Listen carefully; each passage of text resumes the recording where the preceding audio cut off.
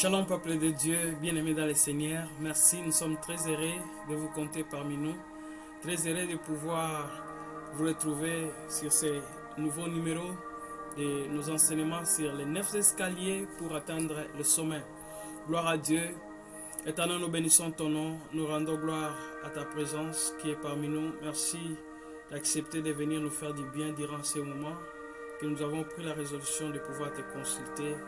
Enseigne-nous les voies qui nous amènent à l'excellence dans le nom de Jésus. Amen. Bien-aimés, nous sommes en train de continuer avec le troisième point. Aujourd'hui, nous allons devoir introduire le troisième point. 1 Samuel chapitre 16, le verset 17 au verset 18.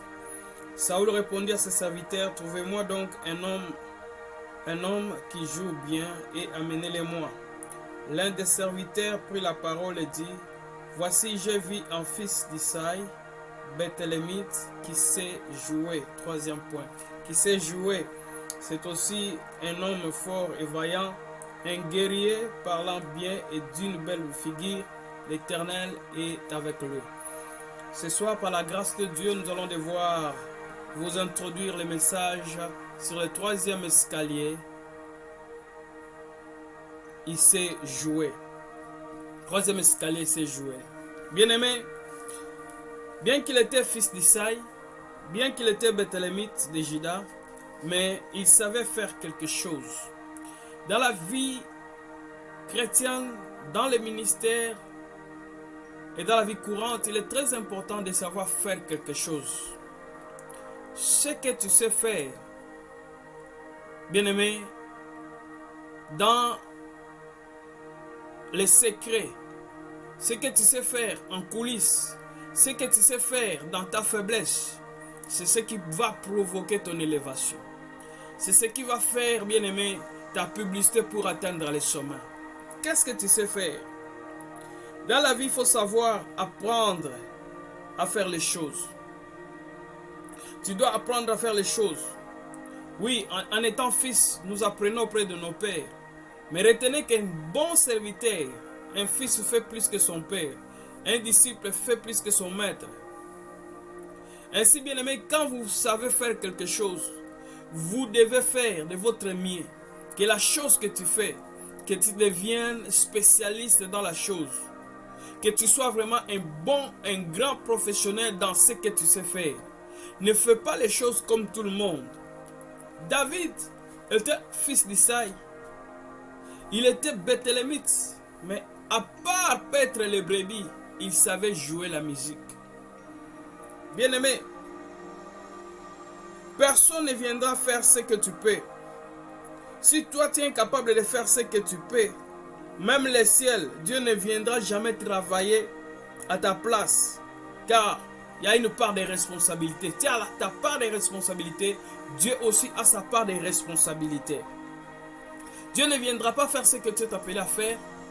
Toi aussi, tu ne feras pas la part de Dieu, mais tu dois faire ta part. C'est-à-dire, tu es censé connaître faire quelque chose très important dans la vie.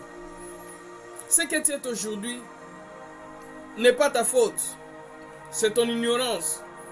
Tu ne savais rien. Mais ce que tu seras demain, bien-aimé, si tu ne fais pas quelque chose aujourd'hui, ça sera ta faute. Parce que tu comprends maintenant que tu as la responsabilité de faire quelque chose dans la vie pour devenir utile. Peu importe tout ce que tu peux avoir, ta destinée est liée sur ce que tu sais faire. Il savait faire quoi? Il savait jouer la musique. Or, le roi à Jérusalem avait besoin d'un homme qui savait bien jouer la musique. Parce que les esprits mauvais de Dieu envoûtaient la vie de Saoul, à telle enseigne qu'il n'avait pas la paix. Il devait y avoir maintenant quelqu'un qui savait bien jouer la musique. Et la musique que la personne devait jouer devait chasser les esprits mauvais. Dans le cour royal, il y avait des gens qui savaient jouer la musique. Mais leur musique n'avait aucun impact dans la vie de Saoul. Les esprits mauvais demeuraient toujours. Ils ont cherché des voies et moyens. Mais un jour, un serviteur, comme nous le lisons dans le verset 17 de 1 Samuel 16, un serviteur qui habitait Bethléem, mais qui allait travailler chaque jour à Jérusalem, parce que je vous ai dit que Bethléem et Jérusalem a 11 km de différence. Bethléem est au sud de Jérusalem et si vous êtes en voiture, c'est 20 à 25 minutes. Mais si vous êtes à pied, vous pouvez faire 3 heures ou 2 heures du temps de marche. Et cet homme quittait Bethléem, il allait dans le cour royal, il travaillait et il revenait. Mais pendant son cheminement, même David ne savait pas que cet homme était le serviteur du roi. David ne faisait que jouer la musique. Il jouait la musique pour lui-même, il jouait la musique pour sa famille, il jouait la musique pour les habitants de Bethléem. Et l'auditoire qu'il constituait avait des hommes riches et des hommes pauvres. Mais ne sachant pas que parmi ces hommes qui l'écoutaient, il y avait quelqu'un qui travaillait dans le palais royal. Faites attention, bien-aimés. Tout ce que tu peux faire, il y a des gens qui te voient. Les gens te voient dans ce que tu sais faire, du bien comme mauvais. Fais attention. Parce que les gens nous observent toujours. Et surtout nous qui portons le nom de Dieu. Bien-aimé, tu peux prêcher, tu peux chanter, tu peux, bien-aimé, coudre les habits, coiffer, mais fais le mien. Ne fais pas comme tout le monde. Marque l'excellence dans ce que tu fais. Chanter c'est bien, mais savoir chanter c'est quelque chose d'autre. La société, l'église, la famille, le monde a besoin de toi, juste pour ce que tu es capable de faire, et non pas pour ta personne. La société a besoin de gens qui savent bien faire les choses. Bien aimé, l'église a besoin de gens qui savent bien prêcher. Si tu blagues avec ce que tu fais, l'autre viendra à côté de toi et fera bien ce que tu devais faire et tu perdras, bien aimé, l'opportunité. Tu risques de perdre les clients. Ils vont te fuir si tu n'es pas professionnel, si tu n'es pas, bien aimé, spécialiste dans ce que tu fais. Les clients des pharisiens, des sadducéens, dans les synagogues, avaient abandonné ces derniers pour suivre Jésus. Vous savez qu'est-ce qu'il disait de Jésus? Il disait, jamais un homme n'a parlé comme cet homme.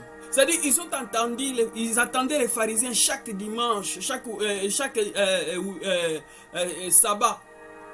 Ils attendaient les pharisiens, les sadducéens et les scribes, les maîtres de la loi. Mais ils n'ont jamais entendu quelqu'un parler comme Christ. Christ savait bien parler, bien aimé. Dans ce que tu fais, tu dois le faire mieux, pas bien. Parce qu'il y a des gens qui font des choses bien, mais fais-les mieux.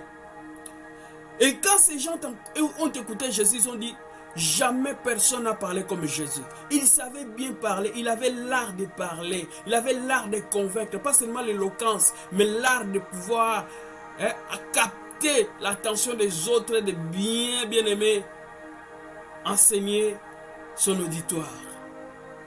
Ne blague pas avec la grâce que tu as. Travaille nuit et jour pour l'excellence de la chose que tu fais. Cherche l'excellence dans ce que tu fais, bien-aimé. Ne fais pas les choses comme monsieur tout le monde. La Bible dit, vous verrez de nouveau la différence entre ceux qui servent Dieu et ceux qui ne le servent pas. Le monde est fatigué avec ce qui est bon. Ils veulent maintenant ce qui est meilleur. Le monde est fatigué avec ce qui est ordinaire. Les gens veulent voir l'extraordinaire. Le problème que nous avons aujourd'hui, nous voulons être honorés, couronnés, pendant que nous n'avons rien fait. Or, tu seras couronné par ce que tu es capable, par ce à quoi tu es capable de faire. Tu seras, bien aimé, récompensé en fonction de ce que tu sais faire. Si tu ne sais pas faire, tu n'auras pas de récompense. Dieu veut marcher avec toi. Il veut te responsabiliser. Mais il doit voir de quoi es-tu capable. Dieu aime bien te voir faire quelque chose. Avec Adam, Dieu l'a donné la responsabilité de garder les jardins, de cultiver les jardins. Dieu ne peut pas marcher avec toi si tu refuses de faire quelque chose. Tu dois faire quelque chose, bien-aimé. Que fais-tu? Le christianisme n'est pas une communauté de paresseux, de chômeurs, mais au contraire, c'est une communauté de gens qui doivent bouleverser le monde par leur travail. Parce que la Bible dit, avec Dieu nous ferons des exploits. Noé a construit l'arche. C'est ce qu'il savait faire. Moïse a construit le tabernacle. Nous vivons dans un monde de compétition, écoute-moi peuple de Dieu. Nous vivons dans un monde de compétition, un monde de défis, où il y a plusieurs prédicateurs, où il y a plusieurs journalistes, il y a plusieurs chroniqueurs, il y a plusieurs coiffeurs, il y a plusieurs médecins, il y a plusieurs bien-aimés conseillers, mais ce sont seulement les meilleurs qui sont sollicités. Deviens meilleur dans ce que tu fais. Prédicateur, deviens meilleur prédicateur. Et ne sois pas intimidé par ceux qui sont élevés. Ne sois pas intimidé par ceux qui ont fait déjà les noms. Parce que la liste n'est pas exhaustive. Tu peux te figurer et occuper aussi la première place. La liste n'est pas exhaustive. Tu peux te figurer aussi parmi ceux qui sont au grand. Mais travaille dur. Tu dois savoir faire ce que tu fais. Ne le fais pas bien, mais fais-le mieux. Tout le monde a un talent naturel que Dieu a mis en lui. Découvre, c'est l'exemple. Pierre est un meilleur pécheur. Jésus l'a envoyé prêcher. Mais le jour où Jésus avait besoin de l'argent qui devait sortir de la bouche d'un poisson, il n'a pas choisi un autre homme, il a choisi Pierre parce qu'il savait bien pécher. Voilà pourquoi Jésus, dans son ministère, a choisi les disciples qui savaient bien faire. Pierre, Jacques et André, ils étaient des meilleurs pécheurs. Matthieu était bien aimé, un payeur, il percevait l'impôt. Ils étaient dans des occupations, ils faisaient quelque chose. À l'exception, bien aimé, de Judas, où on ne sait pas d'où il est venu, on ne connaît même pas son histoire, et sa finalité, vous connaissez. Fais attention à ceux qui ne font rien, ne veulent rien faire. Ils trahissent facilement. Un homme sans histoire, un homme sans référence, ce sont des hommes qui trahissent facilement. Il vient d'où? Il faisait quoi? Où sont ses archives? Il était pasteur où? Il occupait le ministère où? Il chantait où? Il était intercesseur où? Sans référence. Ce sont des hommes qui trahissent facilement. Ce sont des hommes qui abusent facilement. Que ce soit dans la vision, que ce soit dans les business. Ils sont là pour critiquer. Ils sont là, bien aimés, pour amener le désarroi. Mais les travailleurs ne se préoccupent jamais, bien aimés, des titres. Et ils se préoccupent de la vision pour que la vision avance. C'est pourquoi faites attention avec les gens qui cherchent l'autorité toujours. Rien que l'autorité. Donne-toi beaucoup plus. Bien aimé, toi qui m'écoutes, leader. À ceux qui ne cherchent pas l'autorité, mais qui ont le sens de la responsabilité. Qui assument, bien aimé, des responsabilités. Et qui sont prêts à défendre ta vision. Prêts, bien aimé, à soutenir l'œuvre du ministère. Le plus grand empire fut l'empire romain. Cet empire a été fondé sur deux verbes, être et avoir. C'est-à-dire, les Romains demandaient qu'est-ce que tu as et qui es-tu.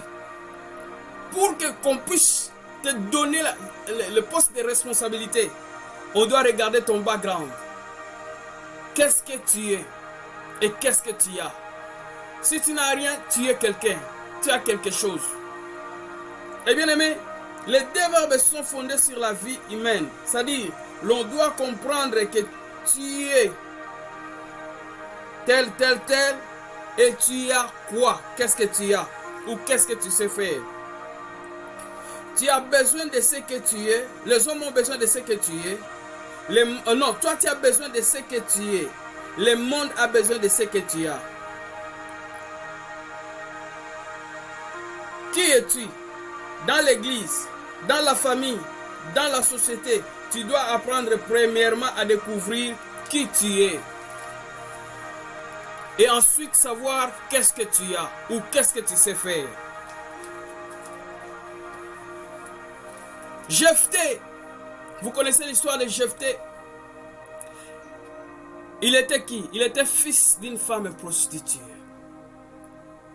Qu'est-ce qu'il avait? Il avait le don en lui. Le don de faire des excursions. Il a été renvoyé de sa famille à cause de ce qu'il était. Il était fils d'une femme prostituée. Quelle honte! Il a été renvoyé. On t'a disqualifié parce que tu n'as pas étudié. On t'a disqualifié parce que tu n'es pas important. On t'a disqualifié parce que tu ne vales rien. Mais il y a quelque chose que tu sais faire qui va te requalifier, qui va t'introduire au trône. Si tu as échoué avec ce que tu es, tu n'es pas important, tu n'as pas beaucoup étudié, tu n'as pas beaucoup de relations, tu n'as personne. Mais ce que tu as, ce que tu sais faire, va te qualifier. Oh, alléluia. Bien-aimé, Jephthé savait faire que des excursions. Les mêmes gens qui l'ont chassé de la famille, quand ils ont appris que Jephthé faisait des excursions, c'est-à-dire déjà Che Guevara, un mercenaire qui combattait aux côtés du gouvernement, le gouvernement qui était combattu par les rebelles. Et il a aidé le gouvernement à pouvoir reprendre les territoires occupés par les rebelles. Et la nouvelle est arrivée quand ses frères furent assujettis par l'étranger. Et ils ont fait recours à leurs frères. Leur frère leur dira, avant de retourner chez vous, vous devez signer que je dois retourner comme votre chef quand j'aurai la victoire. En faiblesse, il faut négocier. Mais quand tu es en position de force, tu t'imposes. Bien-aimé, pourquoi on te positionne dans ce monde? On te positionnera en fonction de ce que tu sais faire. La terre est un grand chantier. Chacun de nous vient avec ce qu'il a et ajoute sur la construction. Refusons, bien-aimé, refusons de ne rien faire. Il vient avec même une pierre pour ajouter à l'édifice qui est la terre. Ne sois pas observateur. Tu n'es pas venu accompagner les autres dans ce monde. Tu n'es pas venu par hasard. Tu n'es pas le fruit d'hasard. N'attends pas que toujours les gens viennent toujours te donner quelque chose. Nous naissons, nous grandissons, nous naissons tous pauvres. Mais au fur et à mesure, nous obtenons aussi, bien-aimés, des voitures, des maisons, ainsi de suite. Ainsi en est de la vie. Nous venons dans l'église, non pour que l'église fasse quelque chose pour nous, mais pour que nous puissions faire quelque chose pour faire avancer l'œuvre de la croix. Beaucoup de gens risquent de mourir avec 100 prophéties. Avec 100 prophéties, 1000 prophéties, 10 000 prophéties, 10 000 visions, 10 000 rêves, sans que cela soit accompli parce qu'ils ne font rien. Ils ne savent rien faire. Avec tes 10 000, 20 000 prophéties, visions, rêves, sans faire quelque chose, rien ne s'accomplirait. N'attends pas que le gouvernement fasse quelque chose pour toi, mais il faut que toi tu fasses quelque chose pour le monde. C'est le style américain. À l'époque des pères fondateurs des Amériques, ils se disaient, ne cherche pas ce que les États peuvent, le gouvernement et l'Amérique peuvent faire pour toi, mais qu'est-ce que toi tu es capable de faire pour l'Amérique? C'est ce que le père fondateur de l'Amérique avait en tête. Tu dois faire quelque chose. Bien-aimé, tu es né avec quelque chose. Tu dois mettre cela au profit du monde, au profit de l'église, au profit du pays. C'est alors que tu auras de la valeur. Exemple de Joseph. Il faisait quelque chose pour l'Égypte. Il a fait quelque chose pour l'Égypte. Et son gouvernement ainsi que pour la famille de son père. Le fait de se retrouver au sommet pour David et Joseph n'était pas quelque chose de facile. il savait interpréter les rêves. Il a commencé à interpréter les rêves dans la prison.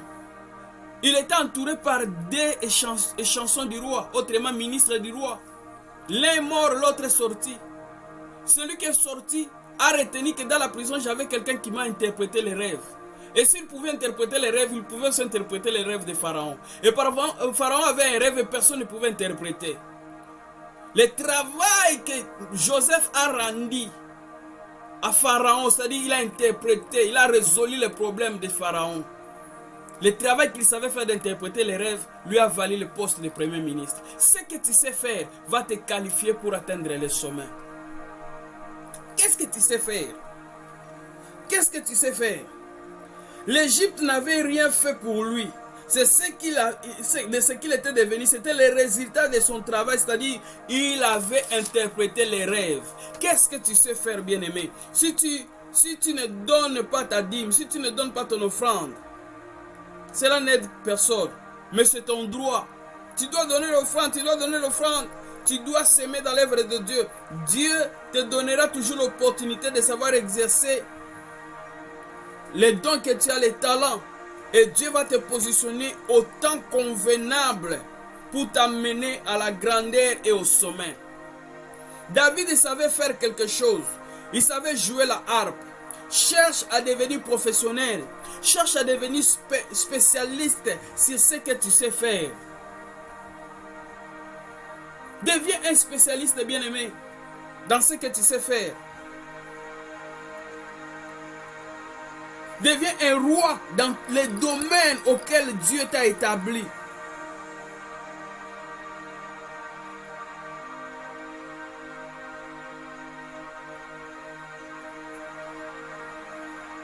Ce que tu sais faire t'amènera au sommet. C'est pourquoi respecte les deux personnes qui t'entourent aujourd'hui. Les deux personnes qui t'entourent aujourd'hui t'aideront, bien-aimé, à atteindre les millions de spectateurs. Ce que tu fais apporte, ce que tu fais aujourd'hui qui t'apporte 10 $, 20 $, ne les minimise pas. Prends soin de cela. Et au fur et à mesure, cela t'amènera, bien-aimé, à recevoir des millions. Ce que tu sais faire à Bethléem t'amènera à Jérusalem, sommet. À Bethléem, tu dois savoir très bien faire. N'attends pas que tu sois au sommet pour que tu fasses le meilleur de toi-même. Non, c'est à Bethléem que tu dois te donner corps et âme pour devenir le meilleur. Combien échouent parce qu'ils veulent attendre d'abord à arriver au sommet pour devenir utile.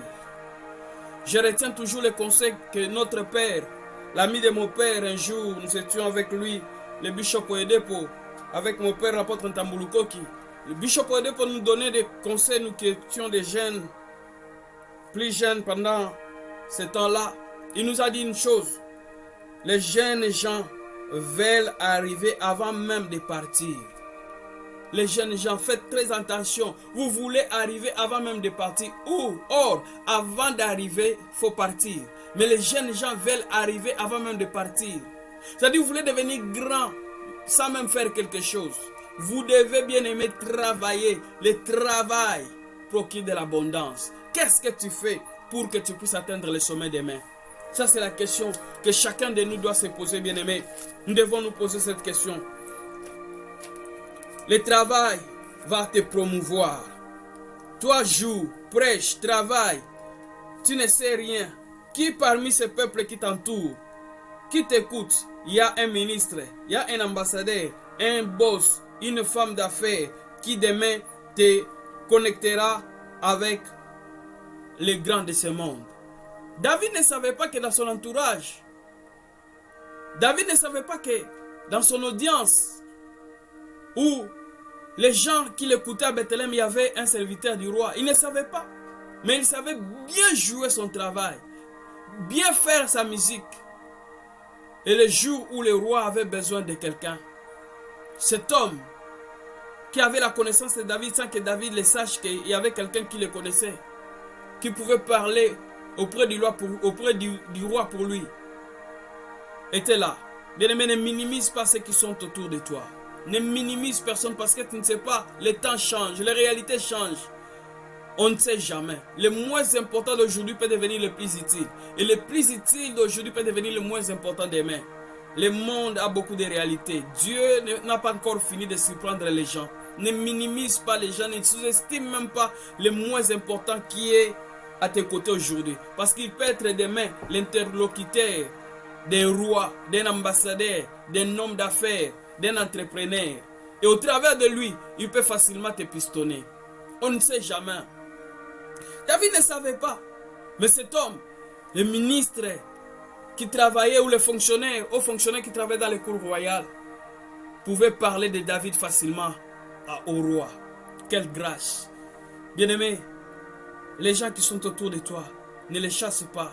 Il faut bien les encadrer parce qu'ils sont porteurs de ta bénédiction. Dieu ne descendra pas pour te bénir, Dieu descendra au travers de quelqu'un. Au travers de quelqu'un qui est tout autour de toi. La personne que tu peux minimiser aujourd'hui.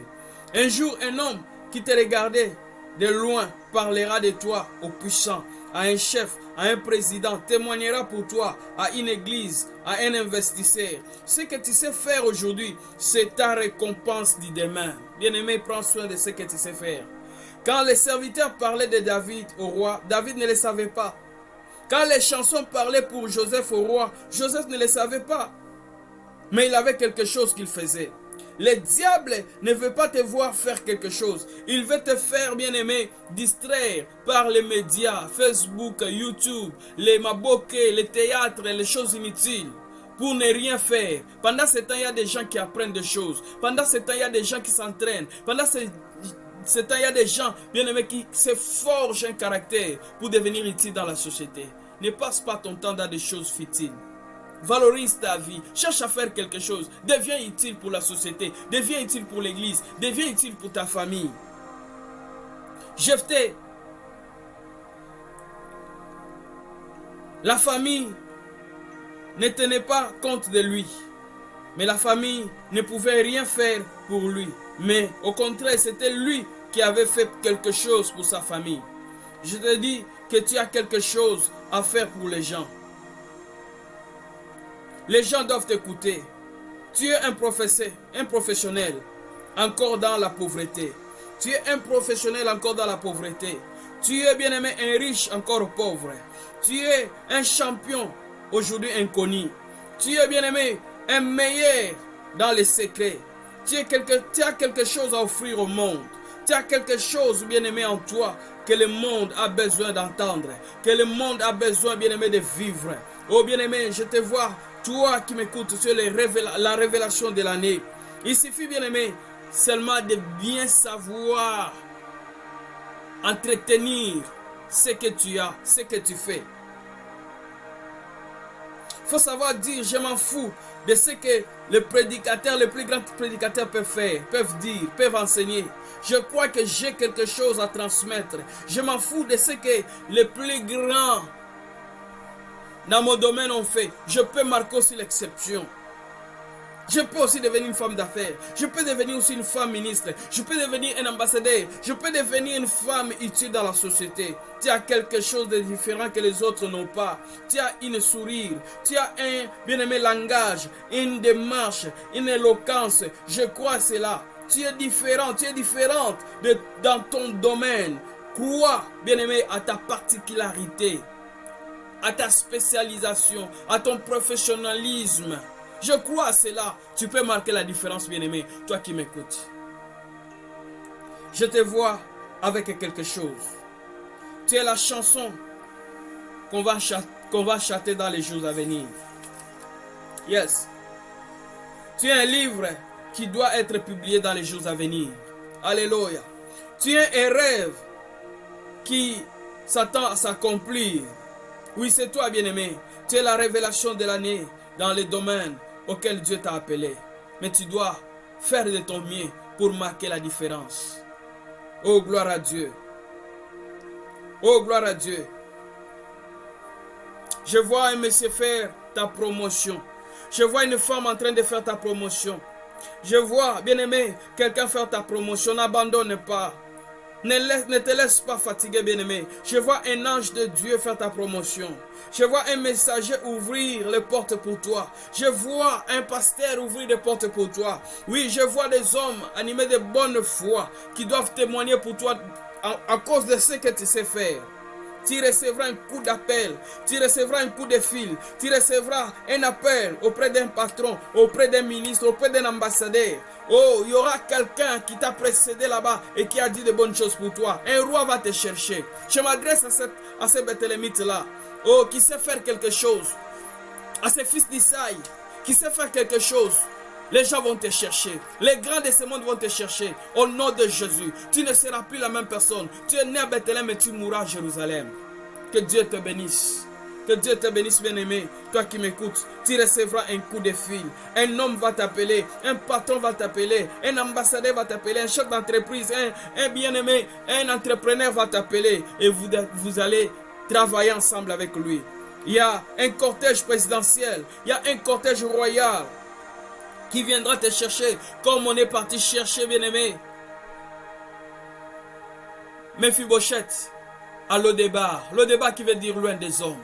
Mais le cortège royal est entré à Lo-Débar parce qu'il y avait quelqu'un qui avait le sang royal, qui ne devait pas mourir, qui ne devait pas manger comme les chiens à Lo-Débar, mais qui devait vivre et mourir à Jérusalem. Oh, tu es de cette race-là. Peut-être aujourd'hui que tu es en train de manger avec les chiens. Peut-être qu'aujourd'hui tu vis dans la misère, dans la maison d'un homme appelé Makir, un homme qui n'a pas d'avenir. Mais laisse-moi te dire que tu es de la lignée royale, que tu es de la descendance de Juda. Juda, c'est celui qui a reçu la promesse que le sceptre royal ne quittera pas ton tribu et que tes frères se prosterneront devant toi. Bien-aimé, je m'adresse à toi, toi qui m'écoutes. Un cortège viendra te prendre là où tu es. Tu sortiras et tu monteras à Jérusalem pour aller régner. Que Dieu vous bénisse. Nous devons respecter les temps. Les rendez-vous est pris au prochain numéro où nous allons devoir continuer avec le 3e escalier et enfin nous allons entamer le 4e escalier. Que Dieu vous bénisse. Je vais devoir prier pour toi. Éternel, je prie que ton serviteur puisse recevoir un appel, que ta servante puisse recevoir un coup de fil. Je prie, Seigneur, qu'un chef, qu'un patron, qu'un ambassadeur, qu'un grand, qu'un riche puisse chercher ton serviteur, ta servante. Et que ta main, Seigneur de grâce, puisse localiser ta servante et la personne qui doit, Seigneur, faire sa promotion. Je prie, si ce temps allait durer, tu dis à cause de Jésus, le temps sera abrégé. J'abrège, Seigneur de grâce, la longueur qu'allait prendre ce temps. Ce n'est qu'au cours, en une courte durée, que mon frère, que ma sœur se retrouve, Seigneur de grâce, positionné. Et qui se retrouve dans cette trajectoire qui doit l'amener vers le sommet. Dans le nom de Jésus, je proclame que nous allons nous retrouver, moi et mon frère et ma sœur, au sommet. Le rendez-vous est pris au sommet. Oui, nous sommes les citoyens qui doivent vivre au sommet. Dans le nom de Jésus. Que ce qui est impossible devienne possible. Que ce qui est impossible devient possible. Que ce qui est insaisissable devient saisissable. Et que ce que tu ne pouvais pas faire par tes efforts, à cause de ce que Jésus-Christ a fait sur la croix, que tu sois capable de pouvoir atteindre le sommet, de demeurer au sommet et de mourir au sommet, rassasié de jours et de biens venant de l'Éternel. Au nom de Jésus, nous avons ainsi prié. Amen. Que Dieu vous bénisse. Vous qui n'avez pas encore souscrit, souscrivez, bien-aimés, sur notre chaîne Royal Priesthood Church, Seattle, USA. Royal Priesthood Church, Seattle, USA.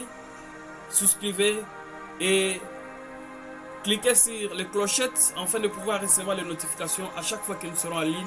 Suggérez aussi vos amis, appelez vos amis de pouvoir souscrire et Dieu ne manquera pas de vous bénir. C'est une façon aussi de pouvoir, bien aimer, faire la promotion de l'évangile, de prendre soin de l'œuvre de Dieu. Que Dieu vous bénisse. Les rendez-vous au sommet et à la prochaine numéro. Nous vous aimons beaucoup. Merci, bien-aimés dans le Seigneur.